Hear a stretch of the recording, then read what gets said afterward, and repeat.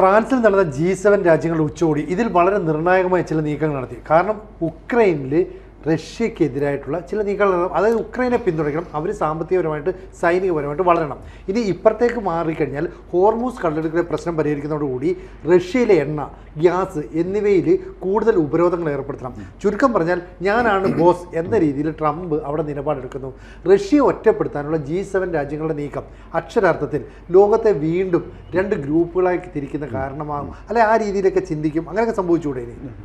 അത് ഇപ്പോൾ റഷ്യ യുക്രൈനെ ആക്രമിച്ചിരുന്ന സമയത്ത് പറഞ്ഞിരുന്ന ഇത് നിസ്സാര കാര്യം, ഒരു 2 hours-നും 2 weeks-നും ഇടയ്ക്കുള്ള സമയം മതി അടിച്ച് നിരപ്പാക്കി കളയാം എന്നൊക്കെയുള്ളൊരു പ്രഖ്യാപനങ്ങളൊക്കെ അന്നുണ്ടായിരുന്നു. പക്ഷേ ഇന്നിപ്പോൾ യുദ്ധം തുടങ്ങിയിട്ട് 4 വർഷവും 3 മാസവും കഴിഞ്ഞു. അതായത് 24 February 2022 തുടങ്ങിയ ഏർപ്പാടാണ്. അതിപ്പോഴും തുടർന്നുകൊണ്ടിരിക്കുകയാണ്. അന്ന് പറഞ്ഞിരുന്നത് ഇവിടെ ആക്രമിക്കാനായിട്ട് വരുന്നത് 50 kilometers നീട്ടമുള്ള ടാങ്കുകളുടെ ഫ്ലീറ്റാണ് വരാൻ പറഞ്ഞത്, ഒരുമിച്ച് വന്ന് കയറി ആക്രമിക്കാൻ പോകണമെന്നൊക്കെ പറഞ്ഞിരുന്നു. പക്ഷേ അതൊന്നും നടന്നില്ല. യുദ്ധം അങ്ങനെ ഇപ്പോഴും യുദ്ധത്തിൻ്റെ യൗവനത്തിൽ തന്നെയാണ്, അതിന് ഒരവസാനം വരുന്നില്ല. അപ്പോൾ പുട്ടിന് ഇടയ്ക്കൊരു ആശ്വാസം കിട്ടിയത് ഈ മിഡിൽ ഈസ്റ്റിലെ പ്രശ്നമാണ്. അദ്ദേഹം അങ്ങോട്ട് നോക്കി അവിടെ കത്തുന്നുണ്ട് കഴിഞ്ഞപ്പോൾ നല്ല സമാധാനമായി, ആശ്വാസമായി. അവിടെ മിസൈൽസ് തടുക്കാനായിട്ട് പേട്രിയറ്റ് ഉപയോഗിക്കുമ്പോൾ പുട്ടിൻ വിചാരിക്കുമായിരുന്നു, ഇവിടെ വീണ് പൊട്ടേണ്ട പേട്രിയറ്റാണ്, അവരത് അങ്ങോട്ട് അയച്ചേക്കാണ്. അപ്പോൾ പേട്രിയറ്റ് ആയാലും ഏത് മിസൈലായി കഴിഞ്ഞാലും അവിടെ പൊട്ടിത്തെറിക്കുമ്പോൾ വളരെ ആശ്വാസത്തിലിരിക്കുകയായിരുന്ന ആൾ. അങ്ങനെ ഇരിക്കുമ്പോഴാണ് ഇപ്പോൾ ഈ യുക്രൈൻ ഒരു പണി ചെയ്തത് എന്താണെന്ന് വെച്ച് കഴിഞ്ഞാൽ, മോസ്കോ ഓയിൽ റിഫൈനറി എന്നും പറഞ്ഞ് റഷ്യയിലെ തന്നെ ഏറ്റവും വമ്പൻ ഒരു ഓയിൽ റിഫൈനറി ഉണ്ട്. അത് മുഴുവനും ബോംബിട്ട് ഈ ഡ്രോൺസൊക്കെ അയച്ചിട്ട് നിരപ്പാക്കി കളഞ്ഞു എന്നുള്ളതാണ്. അപ്പോൾ റഷ്യ പറഞ്ഞത് ഒറ്റ രാത്രി തന്നെ 550 ഡ്രോൺസ് ഞങ്ങൾ അടിച്ച് താഴ്ത്തിട്ട്, എന്നാലും തടുക്കാൻ പറ്റിയില്ല, സാധനം പൊട്ടിത്തെറിച്ചു. അവിടെ മോസ്കോയിലുള്ള 4 ഏറ്റവും വലിയ എയർപോർട്ട്സ് ഉണ്ട്. 4 എയർപോർട്ട്സ് ദിവസങ്ങളായിട്ട് അടച്ചിരിക്കുകയാണ്. കാരണം ഇത് കത്തിയിട്ടുള്ള പുക കൊണ്ട് മുകളിലേക്കൊന്നും കാണാൻ പാടില്ല. വിമാനത്തിന് എവിടെയെങ്കിലും കാണണമല്ലോ, എന്നിട്ട് വേണ്ടി പോകാനായിട്ട്. കംപ്ലീറ്റ് പുക മൂടി, അത്ര വലിയൊരു ആക്രമണമാണ് ഇവർ നടത്തിയിരിക്കുന്നത് യുക്രൈൻ. അപ്പോൾ യുക്രൈനിന് ഇത്ര ശക്തി എവിടെ നിന്ന് വരും എന്നുള്ള ഒരു ചിന്താഗതി ഉണ്ട് ആൾക്കാർക്ക്. അതിൻ്റെ ഒരു പ്രശ്നം എന്താണെന്ന് വെച്ച് കഴിഞ്ഞാൽ, ഇപ്പോൾ G7 കൺട്രീസ് എടുത്തിരിക്കുന്ന തീരുമാനം എന്ന് പറഞ്ഞു കഴിഞ്ഞാൽ റഷ്യ നന്നായിട്ട് ആക്രമിക്കാം. അത് മാത്രമല്ല, റഷ്യ ആക്രമിക്കാനായിട്ട് ഉള്ള ഈ ആയുധങ്ങൾ വേണമല്ലോ. നമ്മൾ ഈ ആയുധങ്ങൾ സപ്ലൈ ചെയ്യുന്നതിന് പകരം ആയുധ ഫാക്ടറി അങ്ങോട്ട് കൊടുക്കുകയാണ്. അതായത് ഇവർക്ക് ഉള്ള ടെക്നോളജി അനുസരിച്ചുള്ള വെപ്പൺസ് ഉണ്ടല്ലോ, അത് ജർമ്മനിയോ അല്ലെങ്കിൽ പോളണ്ടോ അല്ലെങ്കിൽ വേറെ ഏതെങ്കിലും രാഷ്ട്രം മാനുഫാക്ചർ ചെയ്തിട്ട് അങ്ങോട്ട് കൊടുക്കുന്നതിന് പകരം അവിടെ ഫാക്ടറി സ്ഥാപിക്കുകയാണ്. ഓരോ രാജ്യങ്ങളും ഏത് വെപ്പൺസാണ് ഉണ്ടാക്കണമെന്ന് വെച്ച് കഴിഞ്ഞാൽ അതിൻ്റെ ഫാക്ടറികൾ ഇവിടെ പോയിട്ട് തുടങ്ങുകയാണ് യുക്രൈനിൽ. അങ്ങനെ ധാരാളം ഫാക്ടറികൾ പോരുകയാണ്. അപ്പോൾ അവർക്ക് ആയുധത്തിന് യാതൊരു പഞ്ഞുമില്ല. പണ്ടെന്ന് പറഞ്ഞാൽ ലിമിറ്റഡ് സപ്ലൈ ആയിരുന്നു, എന്തെങ്കിലും കൊടുക്കും, അത് ഇപ്പോൾ അവർ തന്നെ ഉപയോഗിച്ച് മാനുഫാക്ചർ ചെയ്തിട്ടാണ് ഉപയോഗിക്കുന്നത്. അതുകൊണ്ട് റഷ്യ വളരെ സമർത്ഥമായിട്ട് തടഞ്ഞു നിർത്താനും ഒരുപക്ഷെ റഷ്യയെക്കാളും കൂടുതൽ ആക്രമണം നടത്താനായിട്ട് ഇപ്പോൾ യുക്രൈനിന് കഴിയുന്നു എന്നുള്ള ഇതാണ് വരുന്നത്. അപ്പോൾ അതിൻ്റെ ഇടയ്ക്ക് ട്രംപ് അവർ ഉപദേശിച്ചിട്ടുണ്ട്, നിങ്ങൾ രണ്ടു കൂട്ടരും കൂടി എന്തെങ്കിലും ഒരു തീരുമാനത്തിലെത്ത്, എന്നിട്ട് ഒരു സമാധാനത്തിന് ശ്രമിക്കുന്നൊക്കെ പറയുന്നുണ്ട്. മാത്രമല്ല അദ്ദേഹം പറഞ്ഞത് 25,000 പേരെങ്കിലും ഒരു മാസം മരിക്കണമെന്നാണ് പറഞ്ഞിരിക്കുന്നത്. അപ്പോൾ ട്രംപ് പറയുമ്പോൾ എപ്പോഴും ഇത്തിരി എക്സാജറേഷൻ കാണും. അപ്പോൾ ഈ ഓയിൽ റിഫൈനറീസ് ടാർഗറ്റ് ചെയ്യാനുള്ളതിൻ്റെ ഒരു കാരണം എന്താണെന്ന് വെച്ച് കഴിഞ്ഞാൽ, ഈ ഓയിൽ റിഫൈനറി ഉണ്ടെങ്കിലാണല്ലോ പണം വരുന്നത്. പണം വന്നു കഴിയുമ്പോഴാണ് ആൾക്കാർക്ക് പ്രശ്നങ്ങൾ ഉണ്ടാകുന്നത്. അതുകൊണ്ട് ഈ ഓയിൽ റിഫൈനറികളൊക്കെ അടിച്ചു കളയാണ് യുക്രൈൻ. അങ്ങനെ വൻ ആക്രമണമാണ് ഇപ്പോൾ മോസ്കോ ഓയിൽ റിഫൈനറിയിൽ നടത്തിയിരിക്കുന്നത്. ഇനി പലയിടത്തും അത് നടക്കാൻ പോകുന്നു. അപ്പോൾ ഈ സപ്പോർട്ട് കൊടുക്കണമെന്ന് പറഞ്ഞു കഴിഞ്ഞാൽ G7 കൺട്രീസാണ്. G7 കൺട്രീസ് എന്ന് പറയുമ്പോൾ US, UK, Canada, France, Italy, Germany, Japan മുതലായ അവർ ഓരോരുത്തരും ഓരോ സൂപ്പർ പവർ പോലെയുള്ള രാജ്യങ്ങളാണ്. അവരുടെ കസ്റ്റഡിയിലുള്ള അവരെ കൊണ്ട് നിർമ്മിക്കാൻ പറ്റുന്ന ആയുധങ്ങളൊക്കെ ഇവിടെ കൊണ്ടുവന്ന് നിർമ്മിക്കാനുള്ള ഫാക്ടറികൾ വരുന്നു. അപ്പോൾ ഗോഡ്സ് പ്ലെൻറ്റി എന്ന് പറയുന്ന പോലെയാണ് ഇപ്പോൾ ആയുധങ്ങൾ യുക്രൈനിനുള്ള അത്രയധികമാണ്. വൻ ആയുധ സന്നാഹം അവർക്കുണ്ട്. നേരത്തെ റഷ്യ എപ്പോഴും ശ്രദ്ധിച്ചിരുന്നത് എന്താണെന്ന് വെച്ച് കഴിഞ്ഞാൽ, എവിടെയൊക്കെ ഒരു ആയുധ ഫാക്ടറി ഉണ്ടോ ആ ആയുധ ഫാക്ടറിയെ തന്നെ ടാർഗറ്റ് ചെയ്ത് അത് അടിച്ച് റബിൾ അല്ലെങ്കിൽ നമ്മൾ തവിടുപൊടിയാക്കാന്ന് പറയില്ലേ, ആ രീതിയിൽ അടിച്ചു കളയുന്ന ഏർപ്പാടായിരുന്നു.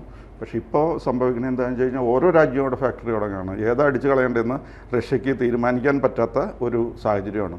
അപ്പോൾ ഈ യുക്രൈനിലുള്ള ഫാക്ടറികൾ അടിച്ച് നിരപ്പാക്കി തരുന്നതിൻ്റെ കാര്യം എന്താണെന്ന് വെച്ച് കഴിഞ്ഞാൽ നമുക്ക് ശത്രുവിനെ ആക്രമിച്ച് കീഴടക്കാൻ പറ്റിയില്ലെങ്കിൽ ശത്രുവിന് യുദ്ധം ചെയ്യാൻ പറ്റാത്ത സാഹചര്യം ഉണ്ടാക്കുക, അതായത് ആയുധങ്ങളില്ലാത്ത അവസ്ഥ ഉണ്ടാക്കുക. അതിന് വേണ്ടിയിട്ടാണ് ഈ ആയുധ ഫാക്ടറികൾ അടിച്ച് നിരപ്പാക്കിക്കൊണ്ടിരുന്നത്. പക്ഷേ ഇപ്പോൾ ആയുധങ്ങളുടെ തന്നെ ഫാക്ടറികൾ പുതിയത് ഈ വെസ്റ്റേൺ പവേഴ്സ് അല്ലെങ്കിൽ G7 കൺട്രീസ് ഉണ്ടായിക്കൊണ്ടിരിക്കുകയാണ്. അപ്പോൾ എല്ലാ G7 കൺട്രീസും അവരുടെ ആയുധങ്ങൾ നിർമ്മിക്കുന്ന ഫാക്ടറികളുടെ യൂണിറ്റുകളുടെ തുടങ്ങാൻ അനുവാദം കൊടുത്തിരിക്കുകയാണ്. അതിന് ഉള്ള ലൈസൻസും കൊടുത്തിരിക്കുകയാണ്, അതിനുള്ള ടെക്നോളജിയും കൊടുക്കുകയാണ്. അപ്പോൾ അതാണ് ഇപ്പോഴത്തെ ഒരു പ്രശ്നം. പിന്നെ G7 കൺട്രീസ് എല്ലാം ഈ കാര്യത്തിൽ ഒരു യുനാനിമസ് ഡിസിഷനാണ്, ആർക്കൊരു അഭിപ്രായ വ്യത്യാസമില്ല. അതായത് റഷ്യയുടെ അടി ഇങ്ങനെ കൊണ്ടുകൊണ്ടിരിക്കേണ്ട ആവശ്യമില്ല. അപ്പോൾ ഇങ്ങനെ ആക്രമിക്കുമ്പോൾ അതിൽ ഡീപ്പ് സ്ട്രൈക്ക് വെപ്പൺസ് അതും ഇഷ്ടംപോലെ ഉണ്ടാക്കാൻ അനുവാദം കൊടുത്തിരിക്കുകയാണ്. അതായത് റഷ്യയുടെ ഉള്ളിൽ കിടന്ന് എത്ര ദൂരം വേണമെങ്കിലും പോയിട്ട് ആക്രമണം നടത്താവുന്ന ഒരു സാഹചര്യമാണ് ഇപ്പോൾ അവർക്ക് നിലവിലുള്ളത്. പിന്നെ ജർമ്മൻ ചാൻസലർ ഫ്രെഡറിക് മോഴ്സ് പറഞ്ഞിരിക്കുന്നത് എന്തോരായുധം വേണമെങ്കിലും അവരുണ്ടായിക്കോട്ടെ, അതിനുള്ള സഹകരണം മുഴുവനും നമ്മൾ നടത്തി കൊടുക്കണം. പിന്നെ സാങ്ഷൻസ് ഒന്നുകൂടി ശക്തിപ്പെടുത്തണം, സാങ്ഷൻസ് ആകുന്നത്ര ശക്തിപ്പെടുത്തണം. ഇപ്പം ഇതിനു മുമ്പ് ട്രംപ് പലപ്പോഴും പുടിനോടൊരു സിമ്പത്തറ്റിക് ആറ്റിറ്റ്യൂഡ് ഉണ്ടായിരുന്നു. പക്ഷേ ഇപ്പോൾ ട്രംപാണെങ്കിലും കർക്കശമായിട്ടുള്ള ഭാഷയാണ് സംസാരിക്കുന്നത്. എങ്ങനെയായാലും ഈ യുദ്ധത്തിനൊരു പരിഹാരം ഉണ്ടാവണം, അതിനുവേണ്ട എല്ലാ സഹായങ്ങളും നമ്മൾ ചെയ്തു കൊടുക്കണം. ഇതാണ് അവരുടെ സ്റ്റാൻഡ്. അല്ല, ഇപ്പോൾ ഈ G7 രാജ്യങ്ങൾ ഒന്നിച്ചു കൂടുമ്പോൾ ഒരു കാര്യം വ്യക്തമാണ്. കാരണം ഈ പശ്ചിമേഷ്യൻ യുദ്ധം നടക്കുന്ന ഒരു സാഹചര്യത്തിൽ സത്യത്തിൽ റഷ്യ ഉക്രൈനും തമ്മിലുള്ള യുദ്ധത്തിൻ്റെ കാര്യങ്ങൾ എല്ലാവരും മറന്നുപോയി. അവിടെ എന്ത് സംഭവിക്കുന്നു, ഇവിടെ എന്ത് സംഭവിക്കുന്നു, ഇതിനകത്ത് റഷ്യക്ക് ഗുണമുണ്ടായെന്ന് വെച്ചാൽ അവർക്ക് മേലെ ഏർപ്പെടുത്തിയ സാങ്ഷൻസ് ഒക്കെ തന്നെ അമേരിക്ക ഘട്ടം ഘട്ടമായിട്ട് പിൻവലിച്ചു. കാരണം ലോകത്തിന് എണ്ണയും വാദമൊന്നും ഇല്ലാതെ വന്നപ്പോൾ ഏത് രാജ്യത്തിനും അവിടെ നിന്ന് വാങ്ങാം. ഇപ്പോൾ ഇന്ത്യയുടെ അടുത്ത് തന്നെ പറഞ്ഞിരുന്നു റഷ്യയുമായിട്ടുള്ള ആ ഉപരോധത്തിൽ നിയന്ത്രണം വരുത്തി നിങ്ങൾക്ക് വാങ്ങാം, അപ്പോൾ കുറഞ്ഞ വിലയ്ക്കൊക്കെ നമുക്ക് മേടിക്കാം. ഇവിടെ ഇപ്പോൾ എങ്ങനെയെങ്കിലും ഇറാനുമായിട്ടൊരു കരാറിൽ ഒപ്പുവെക്കുന്നതോടുകൂടി അമേരിക്ക വീണ്ടും ലോക പോലീസിൻ്റെ കുപ്പായം എടുത്തണിയുന്നു. എന്ന് പറഞ്ഞാൽ റഷ്യയെ കൂടുതൽ നിയന്ത്രണത്തിലേക്ക് വരുത്താൻ പോകുന്നു. ഉക്രൈന് വേണ്ടിയിട്ട് നമ്മൾ എല്ലാ സഹായം ചെയ്യണം. അപ്പം ഉക്രൈൻ ആയുധവും സമ്പത്തും എല്ലാം ഇത്രയും കാലം കൊടുത്തതും ഇവർ തന്നെയാണ്. വീണ്ടും അത് കൊടുത്തുകൊണ്ട് റഷ്യക്കെതിരെ ഒരു നീക്കം, അങ്ങനെയല്ലേ മനസ്സിലാക്കാൻ പറ്റുള്ളൂ? ആയിരിക്കണം. അതിൽ ഒരു പ്രധാനപ്പെട്ട കാര്യം കൂടിയുണ്ട്. യൂറോപ്പിൽ പൊതുവെ ഇപ്പോൾ ഒരു റഷ്യക്കെതിരായ ഒരു ഭയം രൂപപ്പെട്ടിട്ടുണ്ട്. അത് പുതിയ ലോകത്ത് എനിക്ക് തോന്നുന്നു സെക്കൻഡ് വേൾഡ് വാർ വന്നു. സെക്കൻഡ് വേൾഡ് വാറിന് ശേഷം ഇപ്പോൾ സോവിയറ്റ് യൂണിയൻ്റെ ഒരു പതനത്തോടു കൂടി ശീതസമരം അവസാനിച്ചല്ലോ. ആ സമയത്ത് പിന്നെ ശക്തിപ്പെട്ടു വന്നത് ഈ അമേരിക്കയുടെ ഏകധ്രുവ ലോകത്തിൻ്റെ ഒരു നിർമ്മിതി ഉണ്ടായിരുന്നു. ഇപ്പോൾ പക്ഷേ ഏറ്റവും ഒടുവിലത്തെ ഒരു സാഹചര്യം എന്താണെന്ന് വെച്ചാൽ അമേരിക്ക പൊതുവെ ദുർബലമാകുന്നു. യൂറോപ്യൻ രാജ്യങ്ങളും ഒക്കെ ആയിട്ടുള്ള വിപുലമായ ബന്ധങ്ങൾ അമേരിക്കക്ക് ഗുണകരമല്ല, അമേരിക്കക്ക് പ്രയോജനം ചെയ്യുന്നില്ല ഇപ്പോൾ. കാരണം യൂറോപ്യൻ രാജ്യങ്ങൾക്ക് അവരെ വലിയ തോതിൽ സാമ്പത്തികമായി അമേരിക്കയെ സഹായിച്ചിട്ട് ഗുണമില്ല എന്നുള്ള അവസ്ഥ വന്നിരിക്കുന്നു. ഈ സമയത്ത് ഒരു തരം പുതിയ സാമ്രാജ്യത്വ മോഹം. അതുകൊണ്ട് അമേരിക്ക ഇനി സാമ്രാജ്യത്വ മോഹവുമായി ചെന്നിട്ട് ലോകത്തിലെ പുതിയ രാജ്യങ്ങളൊന്നും കീഴടക്കാൻ സാധ്യതയില്ല. ആഫ്രിക്കയിലേക്ക് അവരുടെ താല്പര്യങ്ങൾ ഒന്ന് തിരിച്ചു വെച്ചിട്ടുണ്ട്. അതേസമയത്ത് യൂറോപ്യൻ രാജ്യങ്ങൾക്കും മീതെ പഴയ ഒരു സാർ ചക്രവർത്തിമാരുടെ വ്യാമോഹവുമായിട്ട് ഒരു പുതിയ കൾച്ചറൽ റഷ്യ ഉണ്ടായി വരുന്നുണ്ട്, സോവിയറ്റ് യൂണിയൻ അല്ല. അപ്പോൾ അധിനിവേശ താല്പര്യങ്ങൾ അതാണ് ഫ്രാൻസിന് നേരെ അത് റഷ്യ പ്രകടിപ്പിച്ചിട്ടുണ്ട്. ഒരു കാര്യം ആലോചിച്ച് നോക്കൂ, ഫ്രാൻസിന് നേരെ കാണിച്ചു, ഈ പോളണ്ടിന് നേരെ കാണിച്ചു, അതുപോലെ ഈ മറ്റ് രണ്ട് രാജ്യങ്ങളോട് കാണിച്ചല്ലോ, പ്രത്യക്ഷത്തിൽ യുദ്ധം ഉണ്ടായല്ലോ അവിടെ. അപ്പോൾ ജോർജിയയോട്. അപ്പോൾ ഇതൊക്കെ കാണിക്കുമ്പോൾ കാര്യം എന്താണെന്ന് വെച്ചാൽ അമേരിക്കയേക്കാൾ കൂടുതൽ ഇപ്പോൾ യൂറോപ്യൻ രാജ്യങ്ങൾ ഭയപ്പെടുന്നത് റഷ്യയാണ്. അപ്പോൾ അതാണ് ഇതിൽ UK-യും ഫ്രാൻസും എടുക്കുന്ന നിലപാട്. ഇനി അങ്ങോട്ട് നമ്മൾ പണ്ട് ബ്രിട്ടീഷ് സാമ്രാജ്യം ഉണ്ടായിരുന്ന പോലെ ഒരു ബ്രിട്ടീഷ് സാമ്രാജ്യത്തിൻ്റെ മോഹങ്ങളൊക്കെ ബ്രിട്ടൻ ഉപേക്ഷിച്ചിട്ടുണ്ട്. അപ്പോൾ ആ യൂറോപ്പിൽ കയറി പുതിയ ഒരു സാമ്രാജ്യത്വ മോഹവുമായി, അറ്റാച്ച്മെൻറ്റ് മോഹവുമായിട്ട് കളിക്കുക. അതിൻ്റെ സൂചനയാണ്, അതിൻ്റെ ഒരു പക്ഷേ ആദ്യത്തെ പ്രകടനമായിരിക്കും ഈ ഉക്രൈൻ വാറിൻ്റെ ഫലം. അതുകൊണ്ട് യുക്രൈൻ വാർ ഒരിക്കലും റഷ്യ ജയിച്ചുകൂടാ എന്നൊരു തോന്നൽ, സമാന്തരമായിട്ട് റഷ്യ വളർത്തിയെടുത്ത ഒരു സാമ്രാജ്യത്വ അധിനിവേശ മോഹം യൂറോപ്യൻ രാജ്യങ്ങൾ കൃത്യമായി പിടികിട്ടിയിട്ടുണ്ട്. അവരൊന്നും മോശക്കാരല്ല, വമ്പൻ രാജ്യങ്ങളുമാണ്. ഒന്ന് UK ആണ്, മറ്റൊന്ന് ഫ്രാൻസാണ്. അപ്പുറത്ത് കാനഡയും അമേരിക്കയും ഉണ്ടെങ്കിൽ പോലും റഷ്യ അവരെയാണ് ഭയപ്പെടുന്നത്, അമേരിക്കയല്ല. ഈ സാഹചര്യത്തിലാണ് ഇത് സംഭവിക്കുന്നത്. അതുകൊണ്ട് റഷ്യയെ നിലക്ക് നിർത്തുക എന്നൊരു നിലപാട് G7 രാജ്യങ്ങൾ സ്വീകരിച്ചു എന്ന് പറഞ്ഞ അർത്ഥം അത് പുതിയ ലോകക്രമത്തിൽ വലിയ മാറ്റം വരുന്ന ഒരു തീരുമാനമാണ്. അതിന് അതിൻ്റേതായ റിസൾട്ട് ഉണ്ടാകും. എനിക്ക് തോന്നുന്നു അവരിപ്പോൾ മോസ്കോ ഓയിൽ റിഫൈനറി കത്തുന്നത് റഷ്യ കണ്ടു നിൽക്കേണ്ടി വന്നു. നമ്മൾ വിചാരിച്ചിരുന്നത് 4 കൊല്ലമല്ല 4 കൊല്ലത്തോളമായിട്ടും 4 കൊല്ലവും 3 മാസവും 4 കൊല്ലം 3 മാസമായി റഷ്യ എന്നോ ജയിച്ചു കഴിഞ്ഞു എന്നായിരുന്നു നമ്മുടെ ധാരണ.